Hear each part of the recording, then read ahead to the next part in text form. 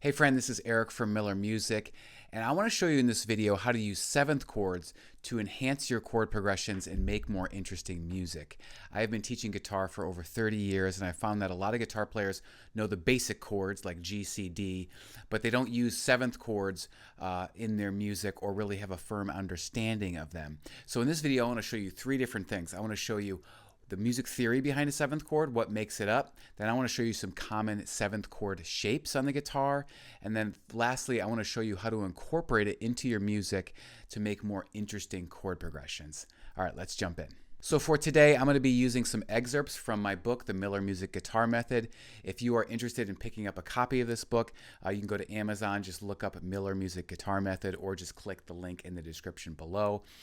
Basically, this book is what I use to teach guitarists in the beginner to intermediate levels. Okay, so the first thing is the music theory behind 7th chords. What makes up 7th chords? To understand 7th chords, I feel like you really should understand triads. So a triad is just 3 notes, hence tri.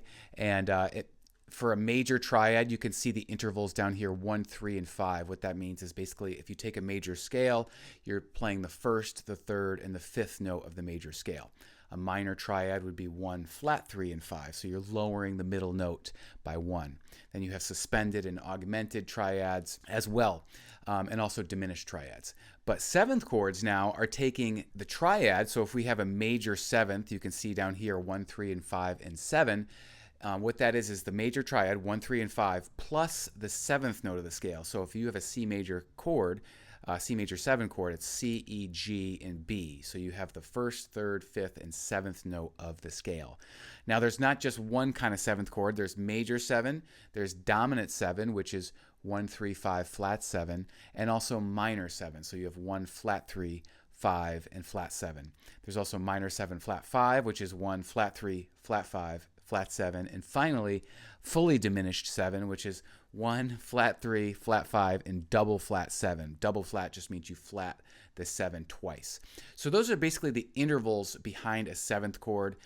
Some people think that they have 7 notes, but they actually only have 4 notes. So 7th chords can be heard a lot in like blues music, jazz music, R&B, Beatles music, a lot of different bands use them, even contemporary music as well. And it can really make your music sound a bit more sophisticated and interesting. Okay, so the second thing is, what are the shapes? How do you play these 7th chords on the guitar? And I'm going to break this down into 2 different parts. The first part is going to be using open voicings, which means there's basically an open string inside of the chord.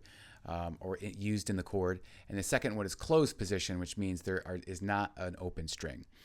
So these are all of the open string voicings. Voicings mean just a way that you play the chord, a shape that you play the chord. And what's really interesting about this, these all sound really good, and they're actually pretty easy to play. You can see, based on what we previously talked about, the interval configuration. So if we for example look at the first 3 chords, we have A major 7, A7, and A minor 7, and you can see there's only 1 finger difference between all of these shapes. So A major 7 is 1, 3, 5, and 7. Those are the intervals. A dominant 7, which we call A7, is 1, 3, 5, and flat 7. So you can see that this first finger is lowered a half step because that note is flatted by 1 half step. And then A minor 7 is 1 flat 3, 5, and flat 7. So now you have 2 of the notes being lowered. So we have the 3rd right here goes from the 2nd fret down to the 1st fret, and then that 7th degree is gone to the open string there. It's kind of interesting. You can kind of see all of the different note alterations. So by the way, you can pause this video at any time if you want to grab your guitar and just pull out and use this chart for some of your voicings. It has all of the basic ones, so all the A's, B7, B minor 7, C major 7, the D major 7, dominant 7, minor 7, E7, etc., F and G. So these are the most common ones I've seen in a lot of kinds of music. Okay, so these second shapes are the closed position chords. You can see here that there's no open strings in them. On the top row, the way I've organized this is it's all basically on the 6th string. So these are roots on the 6th string, okay? And I've done it in the key of G because it's pretty easy to understand. And then on the bottom row, all the roots are on the 5th string. So All the roots are on the A string, so I have it in the key of C. Okay. What's cool about these chords is that they're movable, okay, which means that you can move them up or down any fret. If we're in the key of G major 7 here, if I move this chord voicing up 1 fret, it becomes the key of A flat major 7, okay?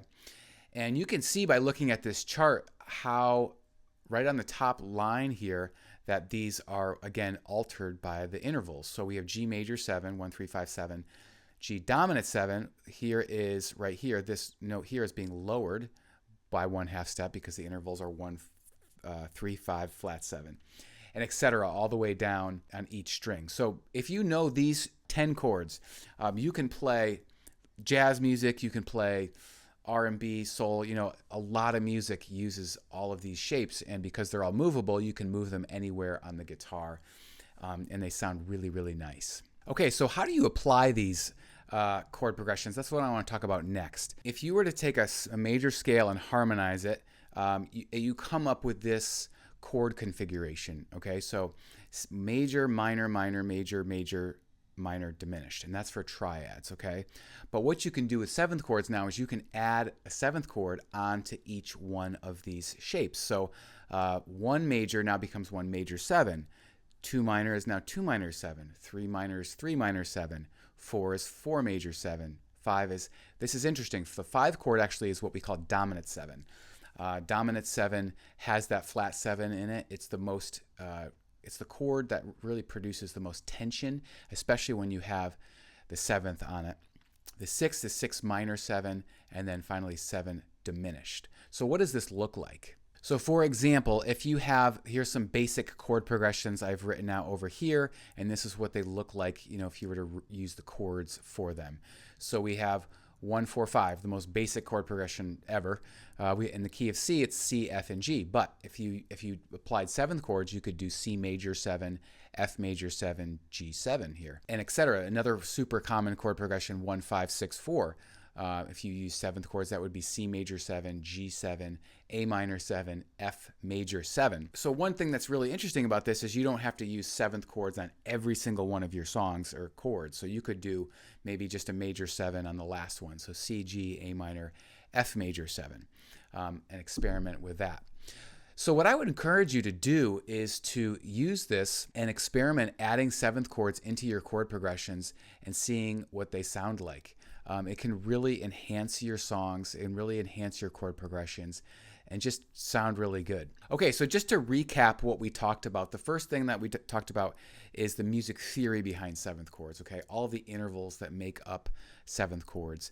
Then the second thing we talked about is the shapes on the guitar. How do you actually take that knowledge and put that into the instrument and play it on the guitar? And the last thing we talked about is how to apply it to your songs, how to use 7th chords in your chord progressions in your songs.